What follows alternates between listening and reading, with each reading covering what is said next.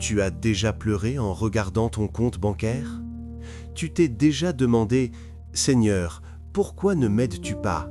Je prie, je travaille, mais rien ne fonctionne. » Si en ce moment tu te sens épuisé, découragé, au bord de l'abandon, reste avec moi.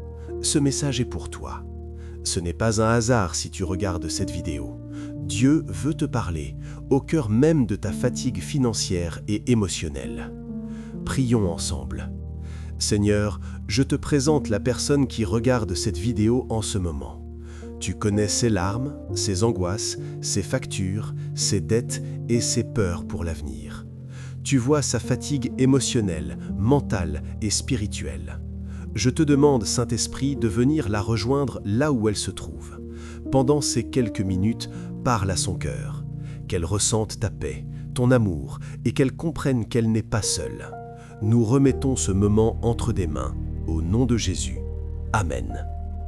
Peut-être que tu te dis « Personne ne sait vraiment ce que je vis, personne ne comprend la pression que je ressens ». La vérité, c'est que Dieu voit tout. La Bible dit dans le psaume 34, verset 18, « L'Éternel est près de ceux qui ont le cœur brisé ». Ce verset n'est pas une simple poésie religieuse, c'est une réalité spirituelle. Quand tu n'arrives plus à dormir à cause des soucis d'argent, quand tu n'oses plus décrocher le téléphone, quand tu as honte de ne pas pouvoir aider ta famille comme tu le voudrais, Dieu ne te regarde pas de loin, il est près de toi. Là, dans ta chambre, dans ton salon ou dans ce petit bureau où tu travailles sur ton projet. Tu te sens peut-être inutile à cause de tes échecs, mais pour Dieu, tu n'es pas ton échec, tu es son enfant. Tu as peut-être lancé un projet qui n'a pas fonctionné, tu as peut-être perdu de l'argent, tu as peut-être fait confiance à la mauvaise personne, et maintenant tu doutes. Écoute ce que dit Jérémie 29, verset 11. « Car moi, je connais les projets que j'ai formés sur vous, dit l'Éternel, projets de paix et non de malheur, afin de vous donner un avenir et de l'espérance. » Dieu n'a pas de projet de honte pour toi. Il peut utiliser les saisons de manque pour te repositionner ou t'enseigner, mais ce n'est pas pour te laisser à terre. Très souvent, ce que tu appelles échec, Dieu l'appelle formation. Ce que tu appelles retard, Dieu l'appelle protection. Tu ne vois peut-être qu'une porte fermée, mais lui voit la destinée qu'il prépare pour toi.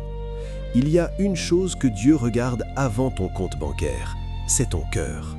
La pression financière révèle souvent ta confiance réelle en Dieu, tes peurs et ton identité. Te définis-tu par ce que tu possèdes ou par qui tu es en Christ? Parfois, Dieu permet une saison de brisement pour te détacher de la peur du manque, pour te sortir de mauvaises habitudes ou pour te rapprocher de lui. Il y a des prières que l'on ne fait jamais quand tout va bien, mais quand tu n'as plus de solution humaine, c'est là qu'il devient réellement ton Père et ton pourvoyeur. Dieu n'est pas en train de se venger de toi, il est en train de te préparer. Je ne vais pas te promettre que tu seras millionnaire demain, mais je peux te dire ceci. Dieu peut te donner une idée, une stratégie, une connexion qui transformera peu à peu ta situation. Ce processus commence souvent par un acte simple, revenir à lui. Je t'invite à faire 3 choses. Premièrement, sois honnête avec lui. Dis-lui « Seigneur, j'ai peur. Seigneur, je suis fatigué. » Il préfère un cœur vrai qu'un discours religieux. Deuxièmement, choisis de lui faire confiance. Même si tu n'as plus de force, dis simplement « Seigneur, je choisis de croire que tu ne m'as pas abandonné. » Troisièmement, sois ouvert au changement.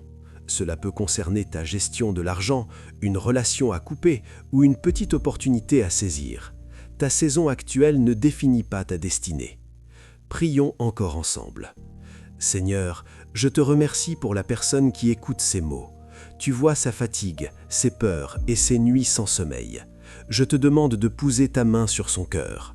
Fais taire les voix de la honte et de la condamnation. Rappelle-lui qu'elle est ton enfant, aimé et choisi. Je déclare au nom de Jésus que cette saison ne sera pas la fin de son histoire.